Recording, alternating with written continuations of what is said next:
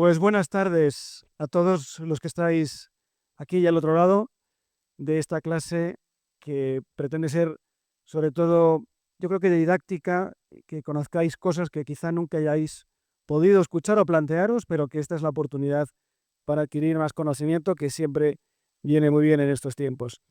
Yo soy Enrique Musé, soy profesional de la comunicación, me he dedicado a trabajar en radio y en televisión y soy coach experto en trauma relacional.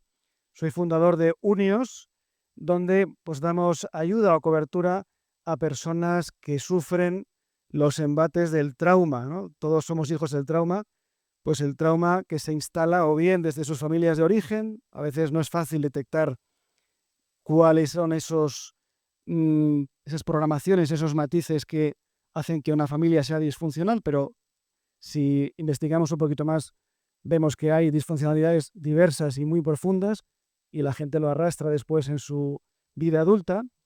También nos dedicamos a tratar a personas que tienen dificultades o están vinculadas en sus relaciones de pareja con psicópatas y narcisistas encubiertos, psicópatas que no dan la cara como tales, ¿no? Como las películas, eso es en las películas, pero la realidad es otra muy diferente y llegan con una destrucción muy profunda, ¿no? en sus vidas en general.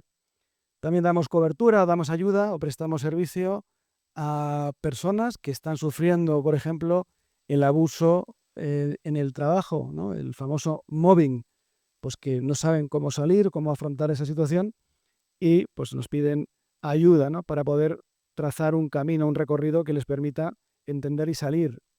Y también pues, personas que han sufrido bullying en su infancia o en la juventud y que después en la vida adulta pues están pues teniendo las consecuencias de esos abusos con una vida, por así decirlo, de construcción, porque no quieren, están aislando ese daño para poder sobrevivir, pero que se trata nuevamente en esta vida de vivir, no de sobrevivir, ¿no?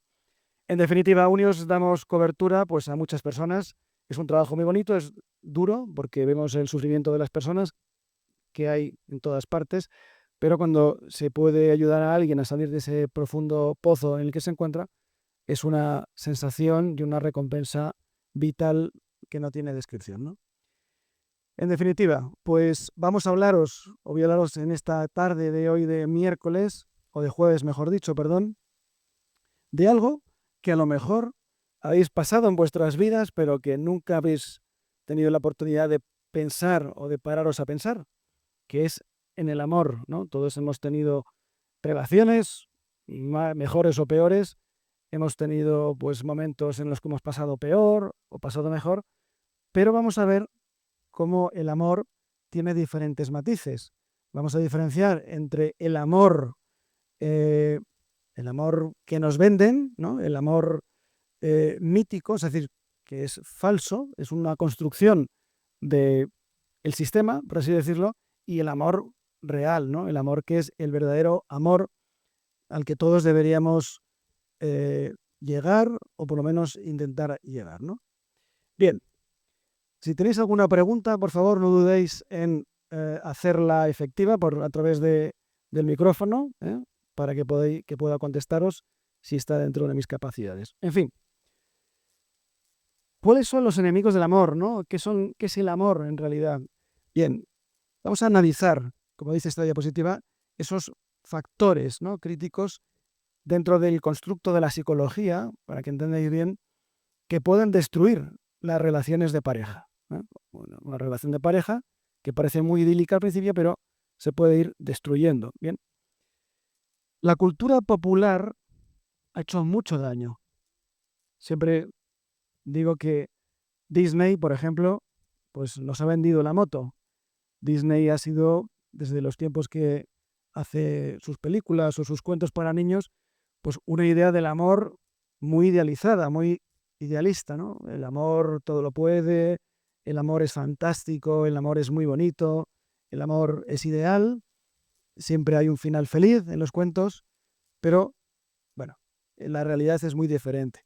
No solamente Disney, sino las películas que podemos ver en el cine muchas veces, pues también plasman, ¿no? Esas películas románticas, por así decir, plasman una historia en la que al final pues todo sale muy bien y las parejas pues se quieren mucho y son felices supuestamente para el resto de sus vidas, porque siempre acaban las películas que se juntan, pero luego no dicen cuál es el desarrollo, ¿no?, de esa película o cómo es el desarrollo de esa historia de amor. Bien, las parejas se enfrentan a a enemigos invisibles. A veces fracasan las relaciones, no se sabe por qué, pero vamos a identificar esos factores que son los enemigos, ¿no? No es un producto del destino, no es un producto del azar, sino que son factores psicológicos bastante predecibles, ¿no? Porque, bueno, teniendo en cuenta que la cultura popular, insisto, películas, novelas, los anuncios de televisión, en fin, todo tipo de constructos del sistema que nos hacen ver ese amor como lo más bonito del mundo, ¿no? Vamos a ver que eso es un enemigo a batir porque es muy complicado ir contra el sistema, porque el sistema al final pues es demasiado potente, pero vamos a centrarnos un poco para ver esas claves que nos van a venir muy bien. Vamos a analizar en esta clase, que ya hemos empezado, varios factores que destruyen el amor, ¿no?, que pueden ser fácilmente identificables, pero que a cabeza de la gente no es capaz de ver. Pero vamos a intentar identificarlos para que tengáis esa capacidad en vuestras vidas y os puede servir mucho, porque ya os digo que esta es una diferencia importante entre saber qué pasa o no tener ni idea y vivir la vida o una relación de pareja sin tener ni idea de lo que está pasando. Bien. Decimos que el mito del enamoramiento romántico es uno de los factores que hacen fracasar la relación. Tenemos una idea en la mente, en la cabeza, de que el amor debe ser idílico e ideal, cosa que es mentira. Vamos a ver que las familias de origen, nuestras propias familias, también son un canalizador de problemas en nuestras relaciones de pareja. Y vamos a ver también los estilos de apego, qué son los estilos de apego y cómo influyen en las relaciones de pareja, cosa que es muy importante que la gente, pues apenas, por no decir que nadie, tiene en cuenta este factor. Bien, ya os digo que si queréis preguntar, a medida que vayamos avanzando lo podéis hacer. ¿Qué es el enamoramiento? ¿Vale? Cuando uno está en esa fase que conoce a alguien o ha tenido un flechazo, ¿no?, ese famoso flechazo, me estoy enamorado, me he enamorado, estoy locamente, perdidamente enamorado de alguien. Bien, ¿qué es el enamoramiento? Vamos a identificar el enamoramiento como una especie, un símil de trastorno mental transitorio. Yo os voy a explicar por qué. Porque esto se podría definir en psicología como un trastorno mental transitorio. Bien, ese paradigma de la cultura popular, que es muy dañino, que lo que promueve esa cultura popular es que tienes que estar enamorado para poder tener una relación de pareja estable, duradera y bonita, ¿vale? Es decir, que si no estás así, tu vida de pareja no tiene ningún sentido. Pero en términos clínicos, en términos psicológicos, cómo funciona nuestra mente, podríamos decir que el enamoramiento se parece, no es que lo sea, no es un trastorno tal cual, pero se parece, podríamos tener esa similitud como un trastorno mental transitorio, porque hay un estado eufórico, hay un estado alterado de conciencia a base de una neuroquímica en el cerebro muy concreta. Es decir, ese estado de euforia tiene que ver o se construye en función de una sustancia neuroquímica que se llama feniletilamina. Si sabéis decirlo, ya sería la pera, ¿eh? Es una sustancia, lo segrega nuestro propio cerebro, ¿vale? Está provocado ese estado de alteración por la feniletilamina, que es una sustancia que nuestro propio cerebro eh, está segregando. Fijaos si es fuerte la feniletilamina, que es una prima hermana de impotencia, de efecto, ¿eh? Igual que la heroína, igual que la cocaína. Fijaos que la cocaína y la heroína pues, son sustancias que lo escuchamos y nos dicen, pero bueno, nos suenan fuerte. Pues la feniletilamina es un neuroquímico que funciona a estado de alteración en nuestra mente del mismo modo que podría funcionar o alterar la cocaína o la heroína, ¿eh? ¿Vale? Eso es ¿Por qué hacemos a veces cosas raras cuando estamos enamorados? ¿Por qué de pronto nos sentimos como embriagados, colocados, nos sentimos como chutados, ¿no? de algo que no sabemos qué es, esas cosquillas en el estómago, no sabemos cómo actuamos y hacemos cosas por impulso? Bueno, pues todo eso es producto en esos momentos de, eh, de chute de feniletilamina, pues producto de esa alteración en la conducta debido a esta sustancia que os digo que es tan potente como la cocaína o la heroína, para que os suene fuerte, ¿vale? Por eso decimos que es un trastorno mental transitorio. Hay un estado alterado de conciencia, igual que podríamos estar, pues cuando tomamos alcohol, estamos borrachos, hay un estado alterado de conciencia, perdemos la conciencia, no somos nosotros mismos. Cuando alguien toma drogas, también hay una alteración, y cuando alguien está enamorado, debido a la feniletilamina, hay una alteración de la conducta. Por eso, decía, explica esas cosas raras que los enamorados suelen hacer. No sé si os suena de algo, pero eso funciona literalmente así. Bien. Tenemos que pensar en el enamoramiento como algo, fijaos en esto, este paradigma, este punto de vista, para que lo entendáis mejor. Hay que entender este propósito del enamoramiento como tiene un propósito, tiene algo, tiene un fin. ¿Por qué nos enamoramos, no? ¿Por qué segregamos este tipo de sustancia? ¿Por qué sucede esto en nuestro cerebro? Bueno, pues este mecanismo del enamoramiento viene de mucho tiempo atrás, muchísimo tiempo atrás, miles y miles y miles de años atrás, que es un mecanismo que tiene sentido o fundamento en un proceso evolutivo, en una sustentación evolutiva. Es decir, ahora vais a saber por qué. Esta duración, esta colocación, entre comillas, de esa sustancia, tiene una duración aproximadamente, esto no es matemático ni mucho menos, pero para que os hagáis una idea, entre 9 y 18 meses, que coincide exactamente con esa supuesta primera lactancia, ¿no? Con el embarazo de una mujer y con la primera lactancia, ¿vale? Es decir, entre los 0 y 3 meses, cuando conocemos a alguien, hay una euforia máxima, hay una segregación máxima de feniletilamina, que es la hormona del enamoramiento, ¿vale? Nos sentimos completamente felices, nos sentimos como emborrachados de amor, por así decirlo, y es porque esa sustancia está en su pleno apogeo, está en su plena capacidad, ¿no? Eso sucede entre 0 y 3 meses, ¿vale? ¿Por qué? Porque los orígenes de nuestra especie, decía, miles de años atrás, era vital mantener esa pareja unida y cooperando ambas personas, ¿no? El hombre y la mujer, para proteger esa descendencia que es vulnerable. Un recién nacido no deja de ser una criatura muy vulnerable. Por tanto, pues ya desde hace miles y miles de años, esa necesidad, ¿no? Era con mantenerse unidos el hombre y la mujer para proteger a la criatura que está por llegar, ¿no? Aquí ponemos un pegamento biológico que garantiza la supervivencia de ese linaje, ¿no? De esas descendientes de esa pareja, ¿vale? Entonces, fijaos que 0,3 meses hay una máxima segregación de esa hormona del enamoramiento, de la feniletilamina, es el máximo potencial. Entre los 3 y 9 meses se mantiene, hay una plenitud en ese enamoramiento, ¿no? En esa hormona se mantiene arriba, se mantiene estable, ¿vale?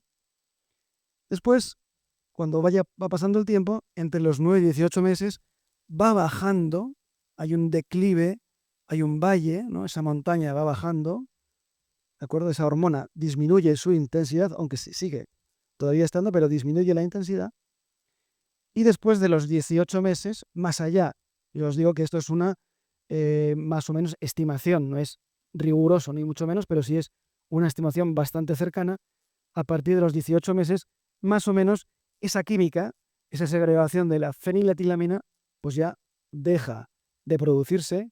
Por tanto, pues esa euforia inicial que teníamos aquí ya deja de estar.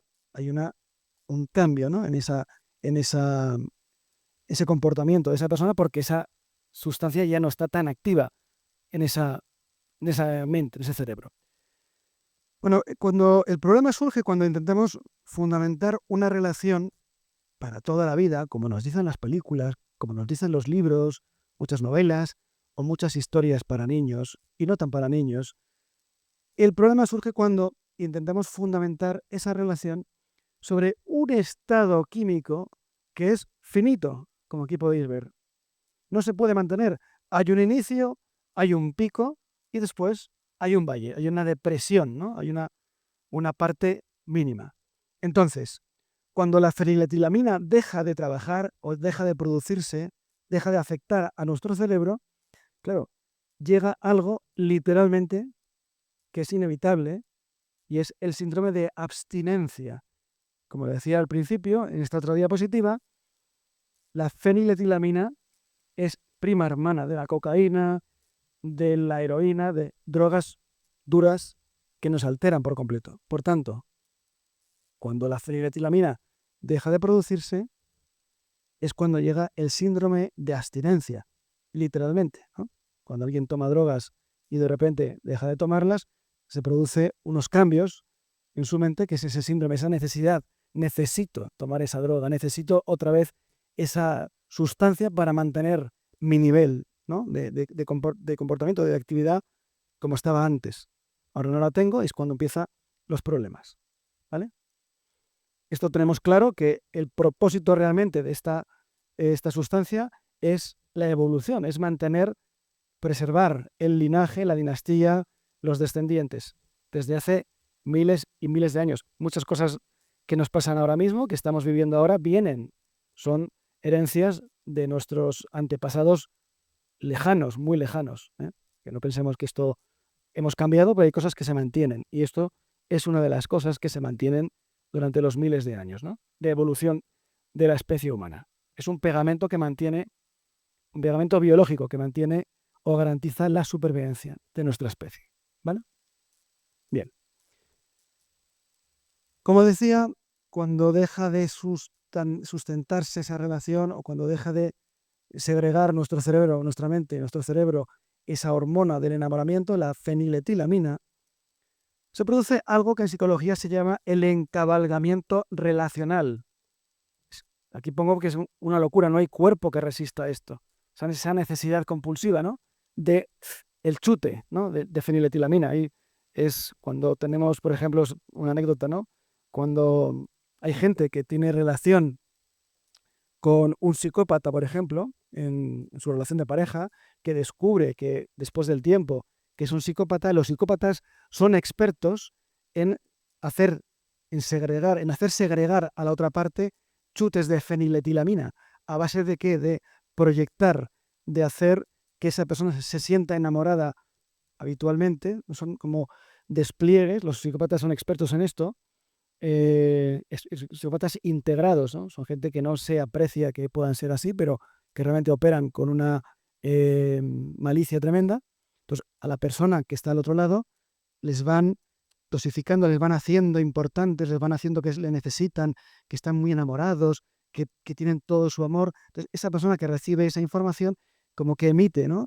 De repente su mente va haciendo, emite chutes de feniletilamina, también se puede hacer después de ese chute inicial de enamoramiento, se puede hacer después, ¿no? De forma más sesgada, pero también el cerebro emite chutes de feniletilamina que lo que hacen es que ese psicópata con esa pobre persona, ese hombre o mujer, da igual, de repente hay una vinculación que ya no es tanto física, sino también es mental, porque debido a la feniletilamina que se está segregando, hay una adicción, se llama adicción al perpetrador. Eso es muy grave porque es muy complicado, ¿no? Quitar a esa persona de esa sensación de que verdaderamente está enamorada, ¿no? Pero bueno, eso es otra historia que otro día os contaré, ¿no? Dice que la feniletilamina es que es muy dura, ¿no? Es como me meto chutes de feniletilamina y que no me dejan vivir la vida porque estoy enganchado a ello. Pero bueno, entonces, cuando la feniletilamina deja de producirse en nuestro cerebro, aparece irremediablemente el síndrome de abstinencia. ¿Qué conduce este síndrome de abstinencia? Pues a lo que se llama el fenómeno en psicología de encabalgamiento relacional. Es decir, hay una búsqueda activa y adictiva, compulsiva, ¿no? En volver a sentir ese enamoramiento. Necesito volver a sentir ese enamoramiento. Mucha gente salta de pareja en pareja para conseguir otro chute. Por eso hay mucha gente que no mantiene las parejas estables, porque tienen un tiempo que se están conociendo, tienen ese pico máximo de feniletilamina, se produce el enamoramiento químico. Cuando eso ya cae, hay un declive de esa segregación de la hormona, del enamoramiento. Esa persona, pues, si no se fundamenta en otra cosa, ¿qué pasa? Pues que necesita su droga, su dosis. ¿Qué hace? Buscarlo en otra persona. Y vuelta a empezar. Pues entonces hay un encabalgamiento, o bien hay una búsqueda, rompe con la pareja y busca otra, vuelve a romperla y busca otra, o en la misma pareja hay infidelidades porque necesita buscar con otro o con otra esa droga que su cerebro físicamente le está produciendo. Entonces hay un encabalgamiento que eso, como digo aquí en la primera frase, es una locura, porque no hay mente que resista siempre estar en pleno chute o pico máximo de feniletilamina. Te destruye, es como estar siempre metido con la droga activa, con la cocaína, la heroína, lo que sea, haciendo efecto. Es imposible, al final acaba por destruirnos, ¿no? Entonces, aquí hay tres partes importantes que tenemos que entender. Hay una euforia química inicial, hay ese enamoramiento inicial. Después hay una abstinencia cuando acaba la hormona, la feniletilamina acaba. Hay una abstinencia, un síndrome de abstinencia. La gente que lo sufre lo pasa mal, realmente quiere buscar otra vez ese recurso. Y como no lo encuentra a lo mejor con esa pareja que ya pues, ha pasado ese impacto inicial, buscan nueva pareja. Un nuevo chute de feniletilamina. Aquí pongo en broma, pero muy en serio, ahora veréis por qué, que se debería exigir a las parejas antes de casarse, dejar de estar enamoradas. ¿Entendéis esto? ¿Por qué? Porque digamos que tendríamos la garantía de que el amor químico, el amor biológico, ¿vale?, ha pasado a un amor racional, a un amor que vamos a ver después cómo se establece. Entonces, cuando uno estoy enamorado de mi pareja, me voy a casar enamorado. Cuidado, porque a veces puede estar durando todavía los ecos de la feniletilamina. Estás sustentando esa relación en algo químico, algo real, que te está alterando, y cuando eso pasa, llegan las sorpresas. Por eso digo que en broma debería exigirse que no estén enamorados, ¿no? Entonces, había una anécdota que decía un sacerdote cuando las parejas le pedían que se iban a casar, ¿no? Padre, mire, nos queremos casar en tal fecha, usted no nos puede casar. Y el sacerdote les decía, pero bueno, no estaréis enamorados, ¿no? ¿Cómo? Se quedaban un poco perplejos, porque ¿qué le está preguntando este hombre? ¿Cómo? Sí, estamos... No, es que no tenéis que estar enamorados, lo decía, porque él sabía perfectamente cómo operaba esa sustentación en el amor biológico, en el amor químico, ¿no? En el amor de ese chute, de hormona del enamoramiento. ¿Bien? Enamoramiento, abstinencia y esa búsqueda compulsiva, que a veces es un problema. A veces vienen a unios personas que díganme, es que no sé qué pasa, porque es que no paro estoy siempre con una pareja, con otra, no acabo de aposentar mi cabeza, no, mi cabeza siempre está pensando, siempre está buscando, y es una locura, lo paso mal y no sé por qué. Pues cuando le explicamos esto, entre otras muchas cosas, ostras, esto no lo sabía, ¿no? Ahora entiendo muchas cosas, entre otras cuantas que también, lógicamente, hay que conocer, ¿no? Porque hay más allá de todo esto. ¿Bien? Entonces, hay que pasar de lo químico. Si tenéis alguna pregunta, insisto, me podéis interrumpir y podéis preguntar. ¿Bien? Es un tema muy importante y muy interesante desde mi punto de vista, porque te cambia mucho la perspectiva de las cosas. Entonces, hay que pasar de lo químico a lo racional. ¿El amor biológico en qué se sustenta? Ya sabéis, en la feniletilamina, en una duración limitada de entre 9 y 18 meses. Es un estado emocional involuntario porque es un secuestro emocional. Digamos que tu mente no funciona, aunque tú lo creas que sí, no funciona de la misma forma. Es un estado alterado, no estás funcionando igual porque estás sometido a un trabajo de una hormona que te está alterando las capacidades cognitivas, ¿bien? Es como un sentimiento, ¿no? Nos asalta. Ay, es que siento que estoy enamorado, siento florecillas o mariposas en el estómago. Es un sentimiento. ¿Eh? Pero el propósito, ya sabéis que es la supervivencia evolutiva. Esto funciona así, está muy bien, funciona fenomenal. O funciona fenomenal, pero hay que entenderlo también desde la otra parte. ¿Qué tendríamos que hacer? ¿O cómo tendría que ser esa relación, ese amor? Pues, ¿qué tendría que regir? Pues no tiene que regir una hormona que nos altere el comportamiento o la conciencia, no. Tendría que regir nuestra parte más evolucionada del cerebro, aquella que es capaz de emitir juicios, de tomar decisiones, de pensar bien hacia nosotros mismos, que es la parte neocortical, el neocórtex área prefrontal, que es la parte de nuestro cerebro que debe comandar o debería comandar nuestra vida, nuestros comportamientos, ¿vale? Nuestras actividades o nuestras elecciones. Es el neocórtex, que es la parte que está situada por aquí, que es la parte que debe dirigir o debería dirigir nuestra vida. ¿Por qué? Porque si conseguimos esto, igual que aquí es algo finito en el tiempo, que tiene un tiempo. Perdonadme porque he tocado algo que lo he estropeado. Ahí está. Es limitado en el tiempo, entre 9 y 18 meses, pero el amor racional, fundamentado en otras cosas, su duración sería potencialmente ilimitada, ¿no? Hasta que uno de los cónyuges o de las partes de la pareja pues fallezca o lo que sea, ¿no? Pero no está supeditado a algo finito, algo químico, ¿no? Sino que es algo elegido, racional.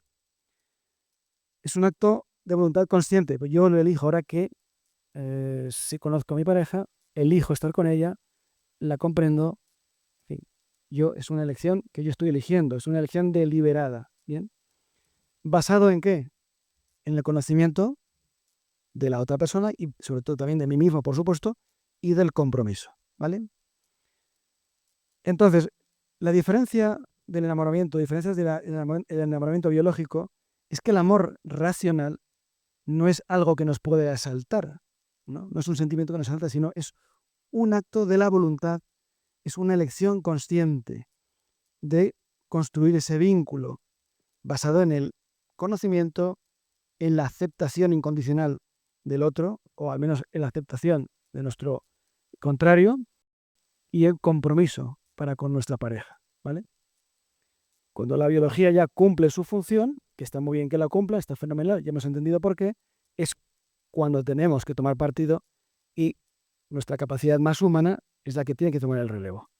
Bien, por eso hay que construir y conocer ambas vertientes. Por eso decía que el amor romántico, las mentiras del amor romántico hacen mucho daño porque la gente confunde, la gente cree que el verdadero amor es el que nos venden en las películas. Entonces hay una compulsión, hay una idealización y la gente cuando no tiene lo que le han vendido, pues claro, porque no es verdad, porque no existe eso, pues se cree que es que tiene un problema, que es algo suyo, que no encuentra lo que busca, que merece otra cosa. Pues hay un sabotaje, hay una pulsión permanente fundamentado en algo que es mentira, porque no es así. Estamos viendo que no es así. ¿Bien? Otro de los puntos importantes que tenemos dentro de los problemas, esto es un problema que tienen las parejas. ¿Por qué no duran las parejas? Primero por esto, porque, en fin, cuando acaba esta sustancia, pues no entienden por qué, si nos ha pasado el amor. Bueno, pero, en fin, hay una posibilidad que el amor biológico tiene duración finita, limitada, porque está sustentado en una hormona, que es algo químico, algo que es como una droga realmente, ¿vale? Que nos altera el comportamiento, es un estado emocional que no elegimos, no nos damos ni cuenta porque estamos completamente enganchados a una droga. Nadie es consciente, nadie sabe. Si tú no tomas una droga físicamente, externamente, es difícil que te des cuenta que algo internamente, una droga interna, entre comillas, está alterando tu comportamiento. Entonces, es muy difícil cuando Tengo clientes que están, por ejemplo, enganchados en una relación con un psicópata o una psicópata, que esa persona es capaz de inferir estados de alteración de feniletilamina en el otro por su comportamiento, porque expresa amor, expresa cercanía. Entonces, eso lo recibe la otra persona como una necesidad, como que bien, que me quiere. Eso también puede generar chutes de feniletilamina selectiva. Y cuando uno se engancha, ¿eh?, a esa droga, es muy difícil separarlo. Porque cuando tú le dices a alguien, oiga, usted es adicto a una droga. No, no, perdóneme, es que yo no tomo drogas. No, no, es que su cabeza está generando una droga que es igual de adictiva que la cocaína. ¿Cómo? ¿Cómo que me dice usted? Cuando se le explica esto, su vida o la película cambia, porque se está dando cuenta, entre otras muchas cosas, como decía antes, esto es una parte. Los trabajos que hacemos con las personas con problemas relacionales en sus relaciones de pareja es más extenso, por supuesto, pero esto es una parte de ello. Hacer ver a alguien que está sometido a una droga, que está alterando su comportamiento por una droga invisible, porque no se ve. Es la dificultad, ¿no? No se ve la droga. ¿Bien? Entonces, pasamos de un estado involuntario, porque no eres consciente, no eres capaz de hacer nada por ello, que es un sentimiento que, ¡oh, qué bonito estar enamorado, qué bonito es todo, que el propósito realmente, como decíamos antes, era evolutivo, está a preservar la especie, ¿no? La descendencia de la pareja, y hay que pasarlo ¿a qué? A un amor racional, en donde, que decía, no sé si eso se escuchó antes, la parte que debe dirigir esa relación es el neocórtex, el área prefrontal del cerebro, el neocórtex, que es la parte de nuestro cerebro que es más evolucionada, que es la que es capaz de tomar decisiones, emitir juicios de valor, hacer cosas buenas por nosotros mismos de verdad. Es eso lo que tiene que tomar la capacidad racional, ¿no? Es decir, que sea un acto consciente, que sea un acto voluntario, una elección. Ahora que ya no estoy enamorado, voy a elegir, siempre y cuando sea por el conocimiento, el respeto, etcétera. Pero esa duración, si eso conseguimos o se consigue, los trabajos que hacemos con las personas que llegan a Unios, por ejemplo, si eso se consigue, la duración de eso no tiene fin, porque es una elección, yo lo elijo, no estoy anclado o supeditado a un agente externo, entre comillas, aunque es interno, que me está alterando, ¿vale? Entonces, el amor racional no es un sentimiento, es un acto de la voluntad. Yo lo elijo, es un acto consciente de querer construir ¿qué? Pues un vínculo basado en el conocimiento, en el respeto, en la aceptación, en el compromiso de la otra persona, ¿vale?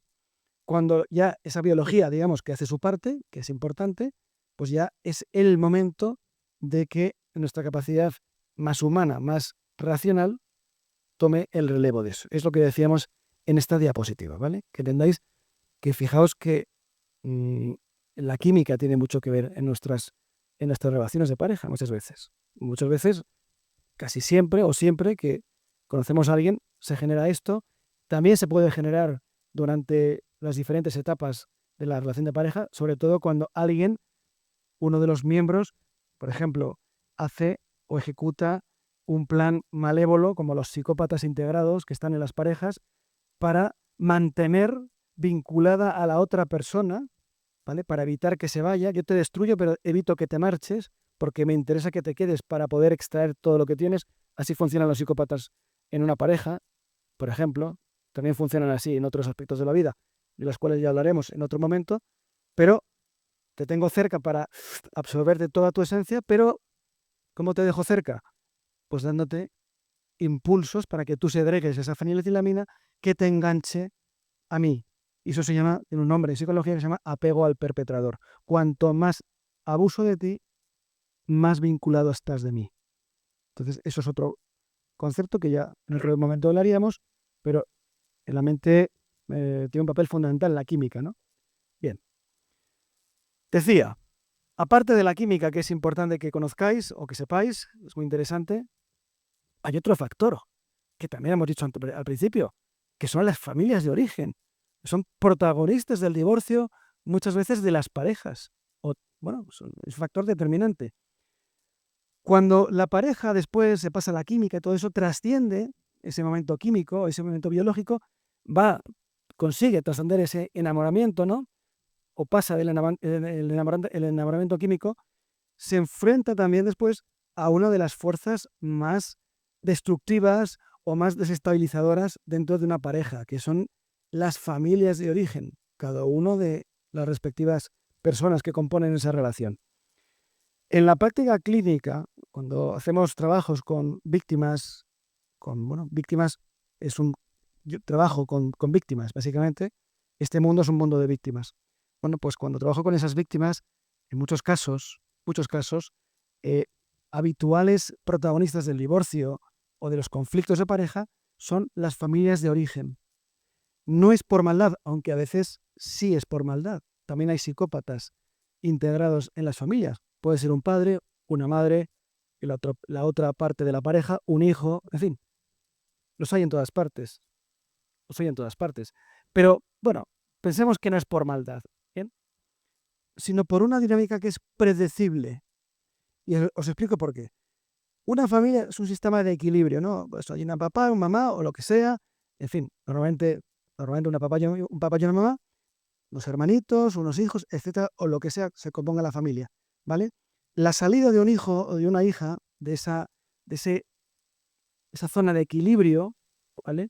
Para formar una nueva pareja con otra persona, ¿vale? Se vive internamente en esa familia, en ese estado familiar, como un terremoto, ¿no? Un movimiento telúrico o tectónico, que es como una amenaza, ¿eh? Es una amenaza que rompe ese statu quo, ¿no? Ese equilibrio, esa dinámica estable. ¡Ay, que se va la niña, o que se va el niño! Que se van, ¡ay, qué horror! ¿Y con quién se va a ir? ¿Y quién será el otro o la otra? Que papá, mira, es que mamá, he decidido marcharme de casa. ¡Hoy! ¿Cómo te vas de casa? ¿Pero con quién? ¿Con un fresco o una fresca? ¿Qué? En fin, eso que pasa muchas veces. Y lo pongo bonito porque las cosas a veces se complican mucho, ¿vale? Entonces, la reacción natural de ese sistema de equilibrio que es una familia, pues, ¿qué ocurre? ¿Cuál es? Intentar restaurar, intentar de nuevo volver a esa dinámica inicial. Ese equilibrio perdido, que el niño se ha ido o la niña se ha ido, las familias intentan restaurarlo. ¿Cómo? ¿Cómo no? Pues no. Ay, le dice al marido o a la mujer, es que no puedo dejar de estar con fulanito que se ha ido, fíjate, ¿no? Entonces, bueno, pues hacen lo posible de forma sibilina, sutil, tal, empiezan a tirar, oye, mira, tal, tirar pequeños tirones, sutiles tirones de esa pareja que en definitiva pues, no lleva mucho tiempo, todavía es frágil, ¿vale? Y que puede llegar a alterar el vínculo de esa pareja.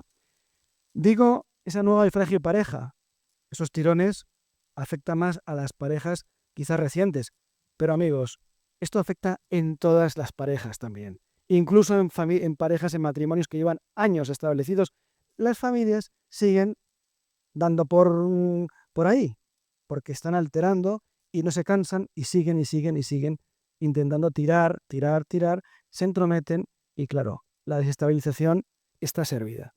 Si es una pareja reciente, lógicamente, pues que no tienen otros fundamentos, no demasiados fundamentos todavía, o pilares donde se pueden construir, pues esto es un terremoto. Aquí lo ponemos, es un terremoto total, ¿eh? Entonces, eso hay que tenerlo en cuenta porque esto puede durar y durar. ¿Cuántas personas que llegan a Unios, a nuestra consulta, nos dice que, bueno, pues es que, mire, la pareja, mi familia, la familia de mi mujer, la familia de mi marido, mi propia familia, en fin, así de veces. Es un factor muy determinante, las familias de origen, ¿vale? Porque intentan volver a lo de antes, a romper, a tener ese equilibrio que se perdió en un momento determinado, ¿vale? El tirón sistémico se explica así, yo os lo he dicho, hay un sistema familiar en equilibrio, cada familia tiene, oye, un sistema propio, eso no me meto ni mucho menos a comentar nada, ¿vale? Tienes roles, dinámicas, cada uno tiene la suya, que se establecen, pues lógicamente durante muchos años, ¿no? Se han establecido esas dinámicas, esos roles. ¿Qué ocurre? Cuando un miembro de la pareja, de la familia, de esa familia, pues forma pareja o quiere formar pareja o plantea formar pareja o se establece como pareja de otro, pues se ve como un terremoto, ¿no? Un desequilibrio. Este sistema lo ve como una amenaza existencial. Oye, estamos todos tan a gusto y el niño o la niña decidió juntarse con uno o con otra. Entonces ahí hay un movimiento, de repente esa zona de confort se rompe y es cuando empiezan los problemas.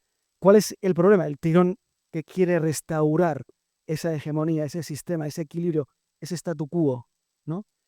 Intenta esa familia recuperar a ese miembro perdido, porque lo consideran como un miembro perdido, ¿y qué hace? Ejerce presión, ejerce fuerza, se entromete para volver otra vez aquí. Entonces, esa intromisión altera el buen funcionamiento o el potencialmente buen funcionamiento de esa pareja.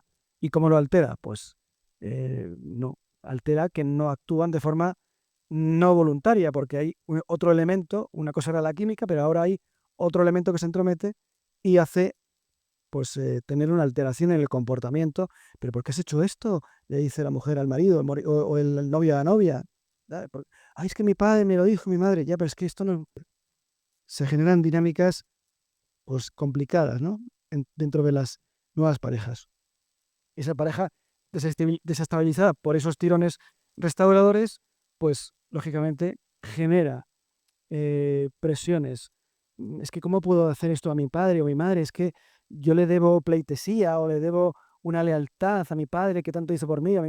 Cuidado porque ahí puede haber dinámicas tóxicas intrafamiliares que también están tomando partida en esa nueva relación de las parejas y entonces pues la destrucción, queridos amigos, está casi asegurada si no se tiene claro esto y alguien no empieza a poner límites claros a todo esto. ¿Bien?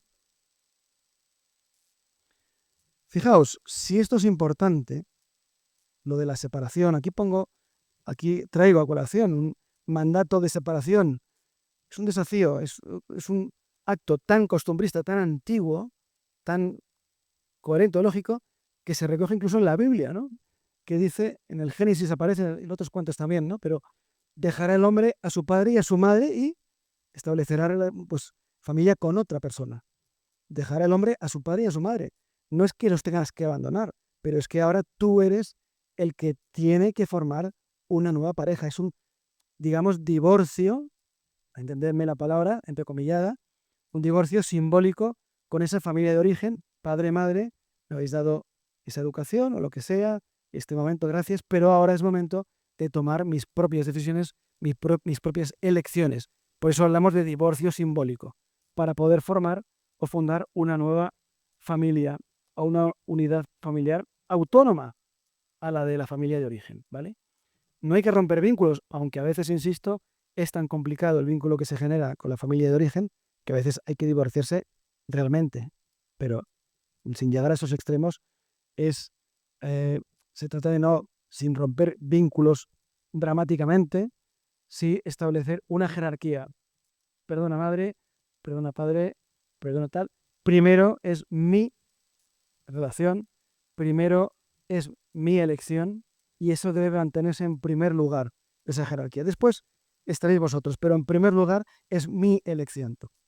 Problema, pues que normalmente las parejas, las familias no van a dejarlo y los propios miembros de la pareja no tienen a veces la capacidad para romper o divorciarse de esa forma de sus familias de origen, ¿vale?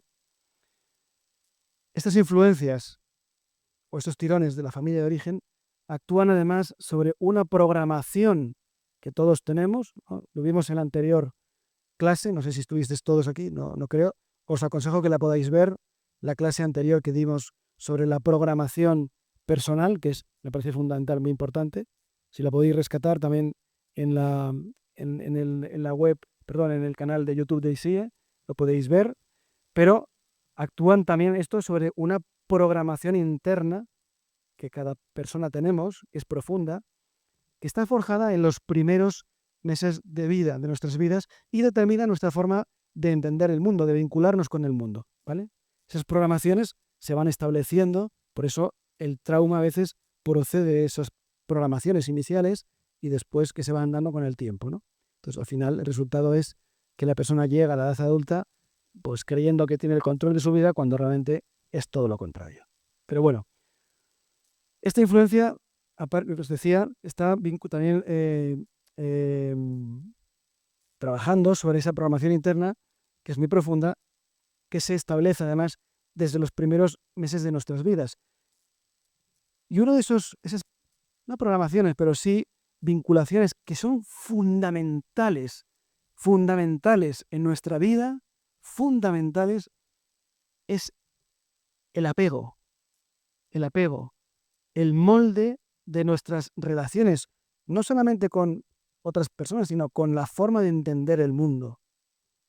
El estilo de apego es fundamental, es el molde fundamental en nuestras relaciones afectivas y también sociales que se establece en los primeros meses de vida. Hay un personaje muy conocido en la, en la etología, ¿no?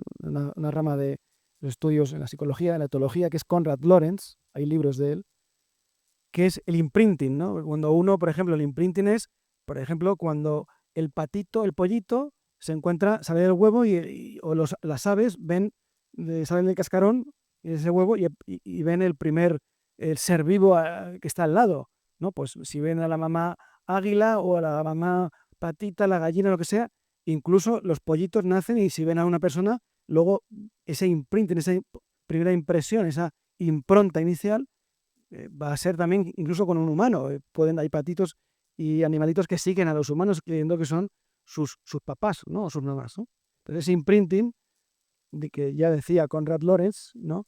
Es muy similar a esto. El estilo de apego es el modo en el que el niño o la niña aprende si el mundo es un lugar confiable o es un lugar peligroso o hostil. Eso es importante y se establece en los primeros meses de vida. O sea, esta elección se establece o se fundamenta en la interacción con el cuidador primario. ¿Quién suele ser el cuidador primario? ¿Quién suele ser? No siempre pasa. La madre, por motivos biológicos, ¿no? A veces no está la madre y tiene que ser el padre o otra figura suplementaria, pero normalmente es la madre, ¿no? Esa calidad, esa relación temprana entre la madre y el hijo es la que establece ese programa, ese apego, ese estilo de apego, que es nuestra capacidad de confiar o de vincularnos, ¿no? Y después regular nuestras emociones a lo largo de nuestra vida. Si la madre o no hay una figura de apego que establezcamos inicialmente desde los primeros, insisto, meses de vida, el niño va a entender que el mundo, no va a entender, al principio no es un entendimiento racional, pero porque los niños no pueden entender todavía todo, pero lógicamente es algo que va calando. Es una especie de impronta invisible, pero que cala profundamente en el niño y que si no tiene esos cuidados iniciales, va a entender que el mundo no es seguro, el mundo es hostil. ¿Qué va a ocurrir con esto? Que en el futuro, si se genera un estilo de apego que no es seguro, pues va a ver a todo el mundo como enemigos, va a ver a todo el mundo como peligroso, no va a fiarse, va a tener problemas de relación. Es tan importante como eso, ¿vale? Pero os hablo del el resto de su vida. Entonces, hay 3 estilos de apego iniciales, ¿eh? Hay unos test que se pueden hacer, para saber qué estilo de apego tenéis, ¿no? Nosotros a veces pues hacemos, cuando tenemos tus clientes que quieren conocer su estilo de apego, hacemos las pruebas del estilo de apego para saber, ¿no? Cuál es su estilo de apego, cómo es la forma que tienen de relacionarse con otros. Hay más estilos de apego, pero estos son los principales y los que, digamos, que son más numerosos en este planeta, digamos, en nuestro día a día, ¿no? Que es el apego seguro, ¿no? El apego ansioso y el apego evitativo. El seguro es alguien que se siente cómodo en la intimidad, ¿no? En la cercanía con otro. Pueden ofrecer seguridad y pueden ofrecer estabilidad a la otra parte. No tienen miedo al compromiso, no lo temen, ¿no? ¿Por qué qué? ¿Por qué? Porque confían en sí mismos. Y al confiar en sí mismos, confían en los demás. Porque han recibido ese apego inicial de su madre, en el que, bueno, pues le ha dado una seguridad. Hay muchos más factores, pero este es muy importante, el del apego. Pues el apego seguro es el que ha conocido, el que ha tenido ese apego seguro, que le hace después, ya en la vida adulta, tener confianza en sí mismo, en los demás. No tiene miedo a la cercanía, no tiene miedo al compromiso. Bueno, no hay ningún problema, no tiene miedo a abrirse, a contar sus emociones o sus sentimientos, sus intimidades, sus pensamientos. ¿eh? Tenemos también el estilo de apego ansioso. ¿Qué ocurre con el ansioso? Necesita cercanía, necesita, oye, no me vas a dejar, ¿eh? Seguro que no me vas a dejar. Cercanía necesita, porque están en un temor constante al abandono, pero seguro que no me vas a abandonar por otro, vas a estar cerca de mí. Ese es el ansioso, ¿no? Hay una hiperreacción emocional, porque, bueno, pues porque son como protestas o llamadas de atención para hacer que el otro, no, tranquilo, no, que no me voy a marchar, pero estás seguro, seguro, porque es que fíjate, porque tal, pero no te vas a ir, pero dímelo, por favor, júramelo. Ese es el apego ansioso. Claro, el apego ansioso a veces, lógicamente su nombre indica, genera una relación bastante, vamos a decirlo así, de alteración, porque si alguien está constantemente intentando chequear que el otro no se va a marchar, que el otro no se va a ir, pues, oye, genera una situación bastante conflictiva, bastante errática, ¿no?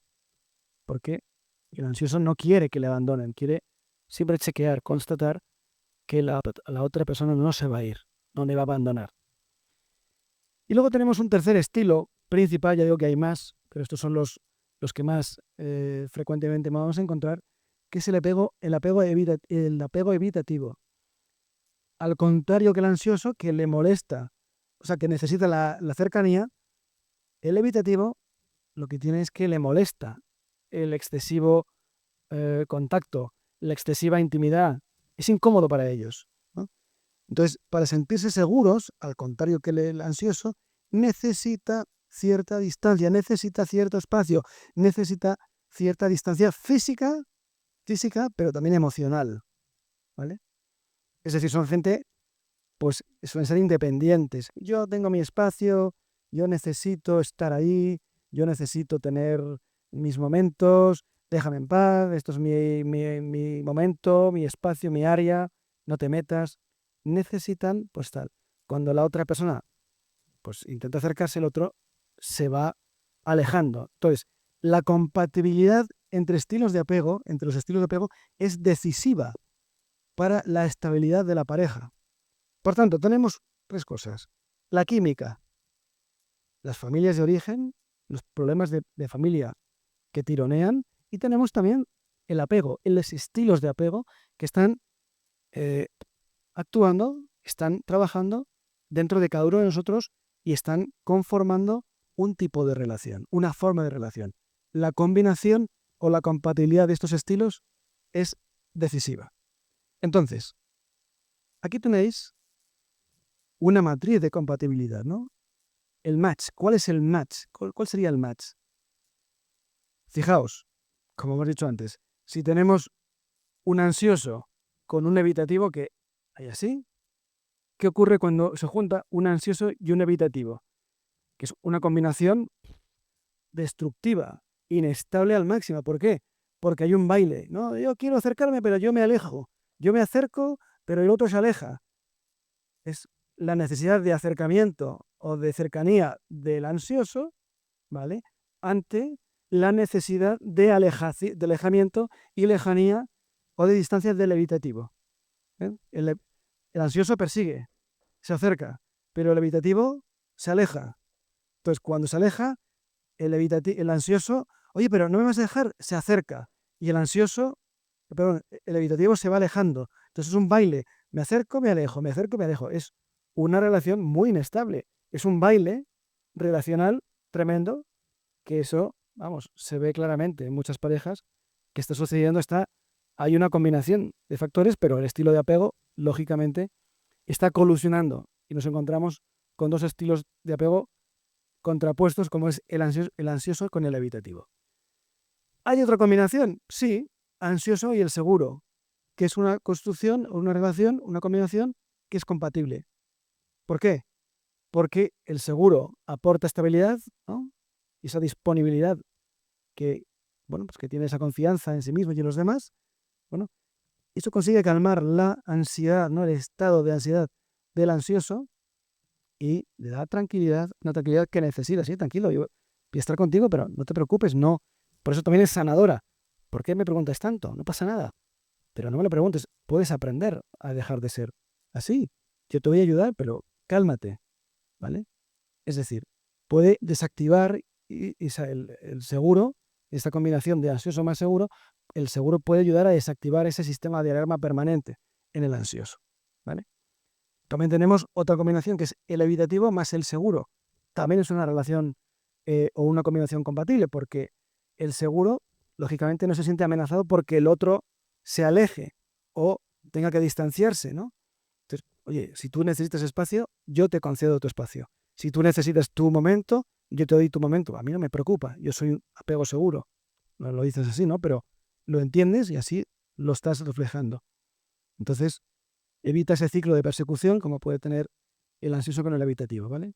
Con lo cual, al permitir que el evitativo se aleje un poquitín, pues ese evitativo se va sintiendo cada vez más cómodo y también puede resultar sanador esa relación de evitativo con seguro, ¿vale? Y lo más compatible, ¿cuál es? Lógicamente, un apego seguro con un apego seguro, porque es la combinación ideal. Es una combinación estable. No hay movimiento, no hay bailes. Las dos personas se sienten cómodas como compartiendo intimidad, compartiendo cercanía, compartiendo apertura, comunicación y lo hacen además de forma eficaz, que fluye, que va generando cada vez más confianza, más estabilidad, ¿no? ¿Qué ocurre con el apego o la combinación seguro más seguro? Que nos encontramos con otro problema, que es vamos a entrecomillarlo para que no lo consideréis como un mercado tal cual, pero el mercado de relaciones, ¿no? ¿Quiénes están ahí fuera buscando pareja?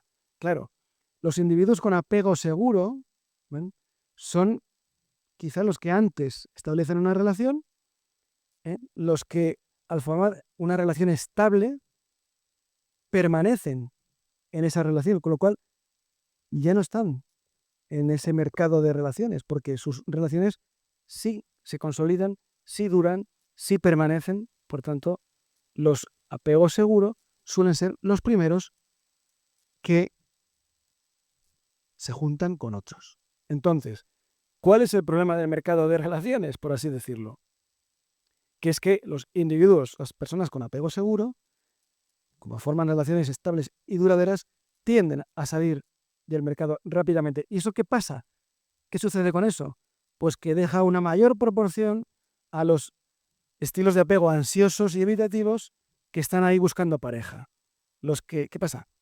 Que si busca un ansioso con un evitativo pareja, aumenta de forma significativa las probabilidades de que se formen unas combinaciones de relaciones más inestables y más destructivas. Fijaos aquí que hemos puesto como el ansioso y evitativo, el 60% podrían estar ahí fuera buscando pareja, mientras que un 40%, ¿vale?, que son los apegos seguros, ya se han emparejado, por tanto ya no están buscando ninguna pareja. Cuidado con las aplicaciones de encontrar pareja. Ahí suele haber, aparte de mucho psicópata, por cierto, y generar muchos problemas, suele haber un gran porcentaje de personas que, por lo que sea, no han conseguido encontrar pareja o la tenían y han dejado la pareja por motivos X, entre ellos los estilos de pareja los estilos de apego incompatibles.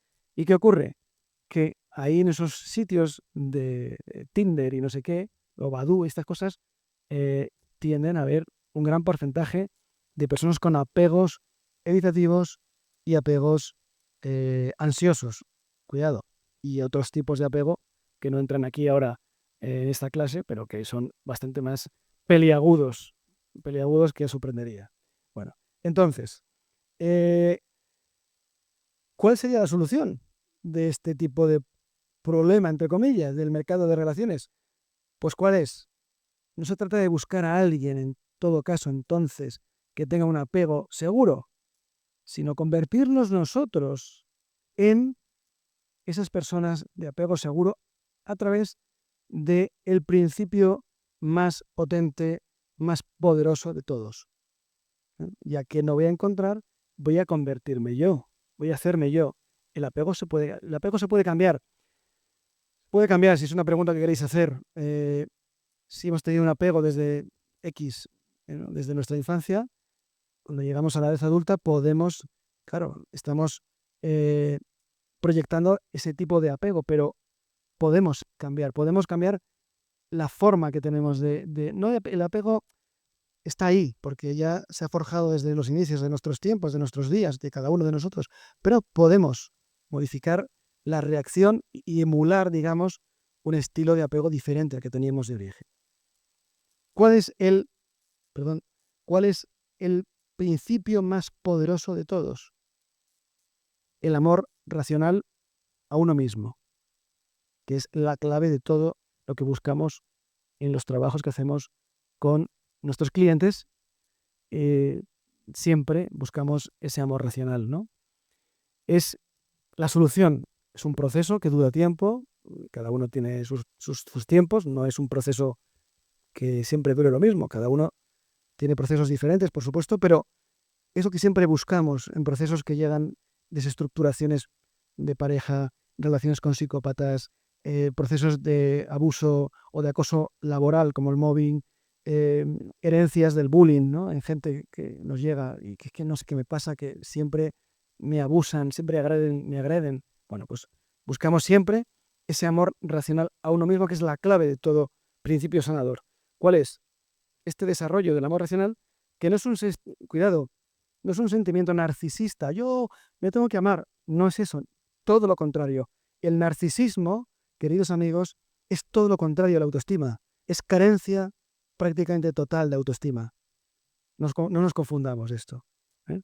Entonces, no es un sentimiento narcisista o equivocadamente narcisista, sino es una facultad, una capacidad superior de nuestro neocórtex, que es la parte más evolucionada de nuestro cerebro, como hemos dicho antes, que permite trascender la programación que tenemos instalada en nuestras cabezas, ya sea por el estilo de apego, ya sea por vivencias, programaciones, por traumas grandes o pequeños que se van acumulando y van alterando nuestras capacidades. Es un proceso que lleva su tiempo, pero cuando se consigue, te cambia mucho la película. Es un trabajo del neocórtex, ¿de acuerdo? El amor no es una emoción que se pueda sentir, es un acto de la pura voluntad, de la pura elección, de la pura capacidad de uno mismo de elegirse a sí mismo deliberadamente, de hacer o para hacer lo que es bueno para mí mismo, a largo plazo, independientemente de cómo me sienta, es hacer lo mejor para mí a largo plazo.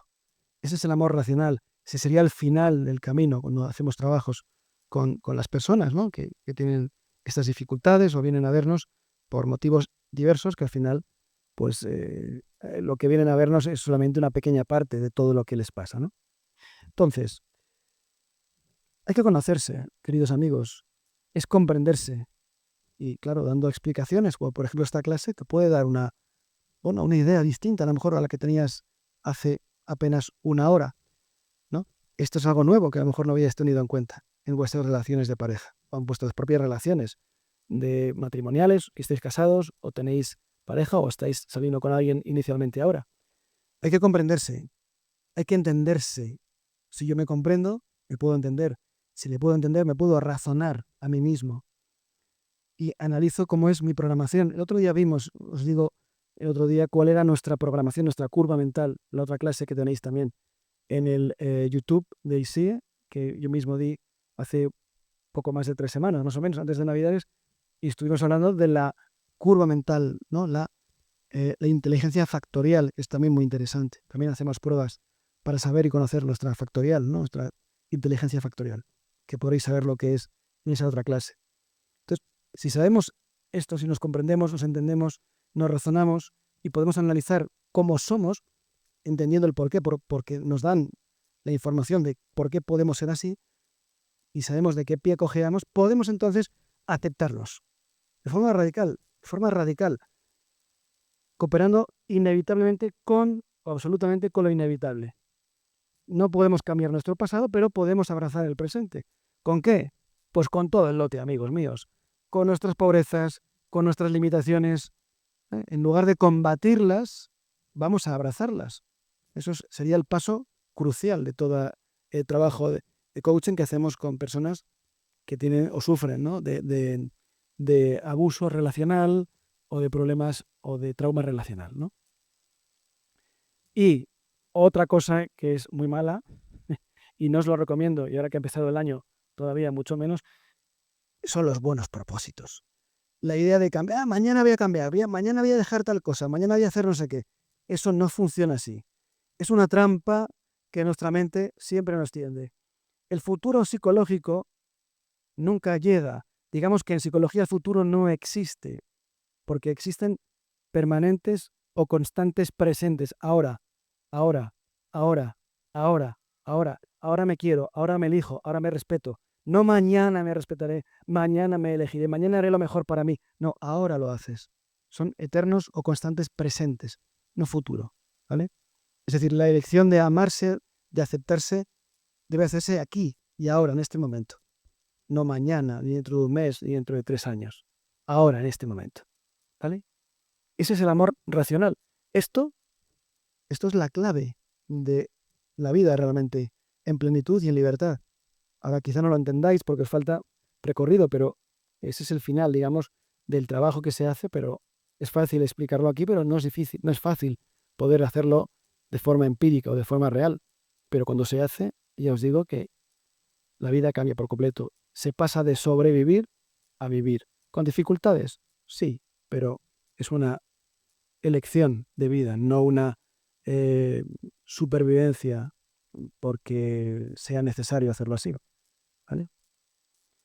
Entonces, recordemos, hagamos una pequeña cronología antes de acabar y poder hacer, si queréis, alguna pregunta. Hay 4 factores que recordemos y hay una solución que unifica todo esto. ¿Vale? Esos enemigos invisibles del amor, son 4 factores principales, hay más también, pero son principales que destruyen esas relaciones de pareja. La programación individual, que lo vimos en la otra clase, podéis verlo también, decía en YouTube, ese mito del enamoramiento que establece expectativas irreales. Por cierto, la programación individual, nuestra curva mental, es la que genera percepciones diferentes, es la forma que tenemos de ver el mundo. Cada uno tiene unas gafas puestas y yo tengo mis gafas, el otro tiene la otra y vemos el mundo de diferente tonalidad o diferente contraste o diferente nitidez.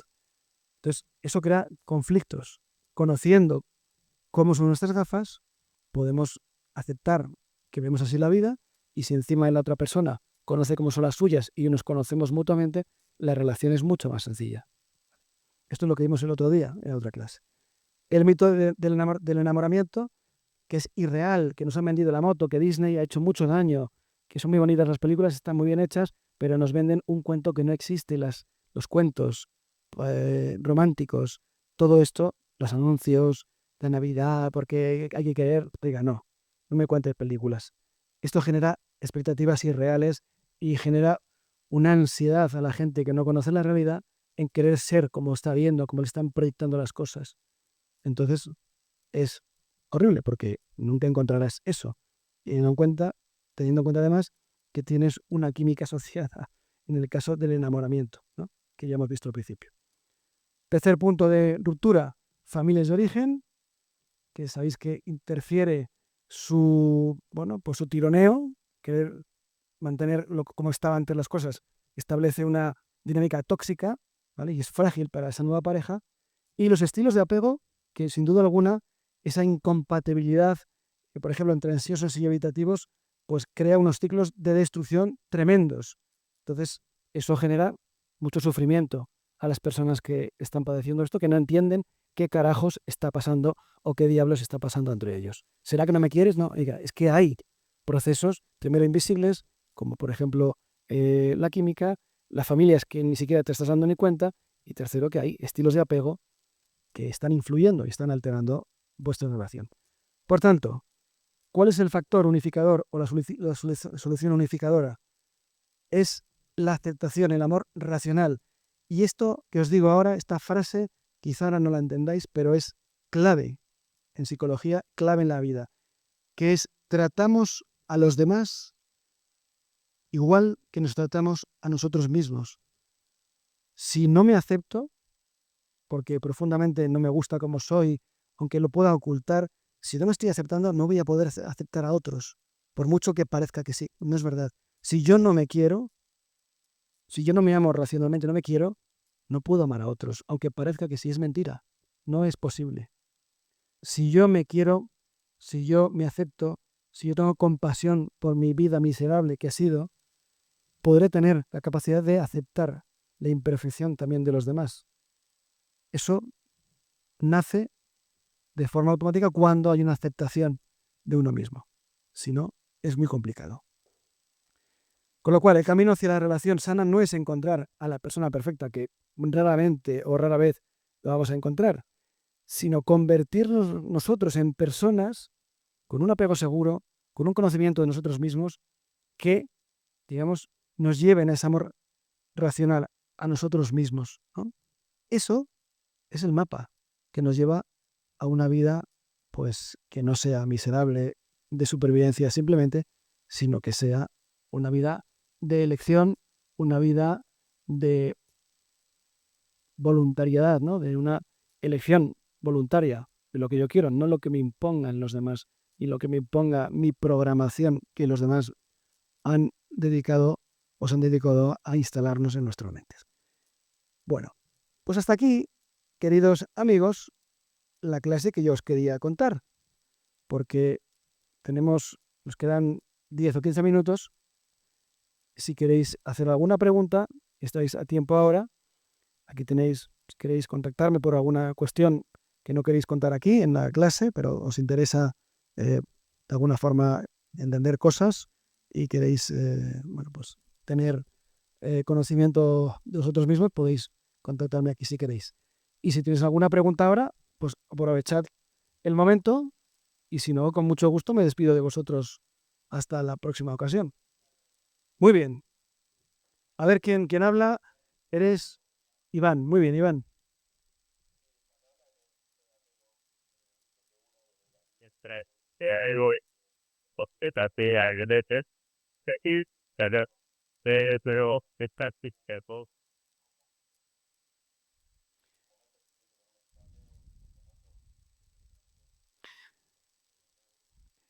Vale, Iván. Es una buena pregunta. Realmente te diría que no es una pregunta, no es literal. Puede haber momentos en los que no. Bueno, vamos a ver. El estilo de apego se fragua desde los primeros meses. Te hablo, ya hay estudios, hay vídeos incluso que se ve como los niños de menos de un año ya están actuando en base a su sistema de apego. Fijaos qué pronto se establece esto. ¿Qué ocurre? Que nosotros aprendemos a eso. Cuando llegamos a la edad adulta, tenemos un estilo de apego que, que está instalado en nosotros. ¿Qué puede ocurrir? Que a veces podemos actuar de una forma que nos pueda llevar a pensar que es distinto, pero siempre hay un apego que va a tironear. Digamos, a ver, los estilos de apego no son absolutos, es decir, no es que sea uno u otro, sino que hay diferentes gradientes. En las puntuaciones de estilos de apego hay unos que salen estilo de apego a tope, otros a la mitad y estilos de apego habitativos a tope, a la mitad. En fin, hay diferentes gradientes que puede en algún momento dado hacer una confluencia o una posible percepción de que es diferente, que tenemos diferente el estilo. Pero hay uno que es mm, el protagonista, aunque es verdad que puede haber reminiscencias de otro, pero siempre tenemos uno que va a prevalecer. Hay más estilos de apego, hay estilos de apego ambivalentes, que esos son muy complicados y tal, pero el estilo de apego no es que se pueda cambiar, pero puedes construir, puedes ser capaz de aprender, si tienes un estilo de apego evitativo, si te juntas o entiendes cómo funciona en ti, puedes cambiar. Entonces puedes no cambiarlo, sino puedes darle otra forma. Aunque tu estilo inicialmente sea uno en concreto, pero puedes darle otra forma y actuar en base a esa nueva forma. Con lo cual, quiere decirse que si una persona hace un test del apego, por ejemplo, hoy, ¿no? Y te sale que es un estilo de apego evitativo, a lo mejor, si tú haces un trabajo personal o sigues tal, dentro de un año te hacen otra vez un test del apego y te puede salir que tu estilo de apego en ese momento es el seguro. No es que haya cambiado en ti, sino que has dado forma a eso, has construido y racionalmente has sido capaz de construir o de darle una forma a algo que está en ti, pero le has dado otra forma. No sé si me explico. Pues tu comportamiento.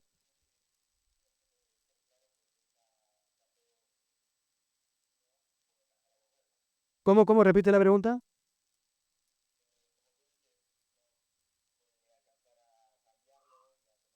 Te bude dire la tecnica eléctrica o te ate bate atara de catia. Sí, te he entendido. La última parte no te escucho muy bien, Iván. La última parte creo que no sé si me la puedes repetir la segunda parte de la pregunta porque es que no te he escuchado muy bien. Te quiero responder adecuadamente. ¿Sí?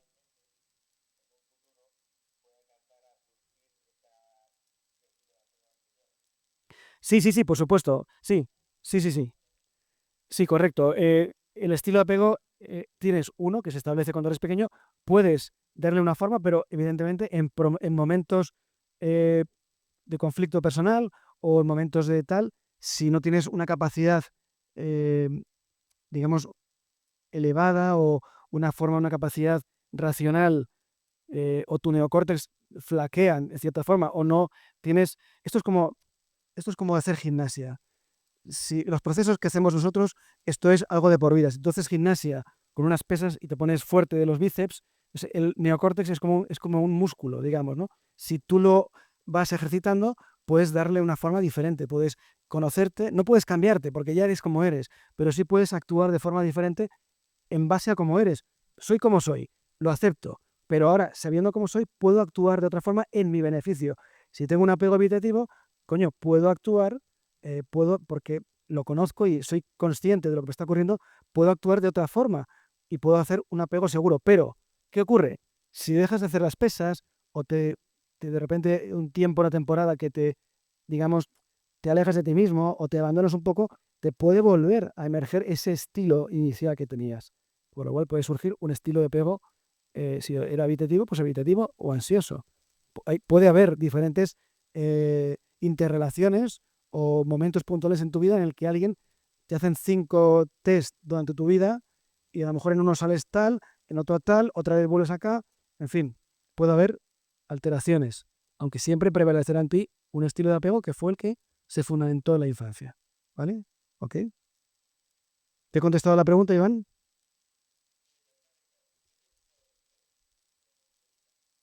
Bueno, hay estilos lo podéis encontrar, internet, nosotros los hacemos también. En fin, no es muy complicado, es un estilo de apego que te da unas valoraciones, unas puntuaciones en base a preguntas y diferentes. Hay diferentes autores que lo han hecho, pero bueno, básicamente son similares. Lo puede- sí, podéis escribir si queréis a este correo y ya está. Y os pongo, os digo, os puedo decir cómo poder hacerlo, ¿vale? Si queréis esto u otro tipo de cuestión. Esto es una parte de todo lo que hacemos, Iván. ¿Ok? Muy bien, Iván. Pues fenomenal. ¿Hay alguna otra pregunta? A ver, voy a mirar aquí a al ordenador para veros aquí. que, la cámara está aquí grabando, pero bueno, yo voy a veros aquí también. A ver. Iván ha preguntado y si tenéis alguna otra cuestión, eh, pues adelante. Y si no, pues nada, que me alegro de que hayáis venido y que espero que esta clase os haya resultado de utilidad, porque os aseguro que si entendéis esto, pues tenéis un recorrido hecho importante. Bueno, pues como los jueces, contamos hasta 3 y si no hay preguntas, cortamos la comunicación. ¿Vale? Lo podéis ver luego después también, la suben a YouTube y tenéis también la otra clase que es de la inteligencia factorial, que es muy interesante, cómo nuestras gafas distorsionan la realidad y os aconsejo que también la podáis ver si queréis complementar información con esta clase. Pues muy bien, amigos. A la 1, ¿alguna pregunta? A las 2, ¿alguna pregunta? Y a las 3, ¿alguna pregunta? Muy bien, Angie, gracias por estar ahí. Espero que os haya servido y espero volver a veros en otras clases. Que vaya muy bien, amigos. Hasta otra.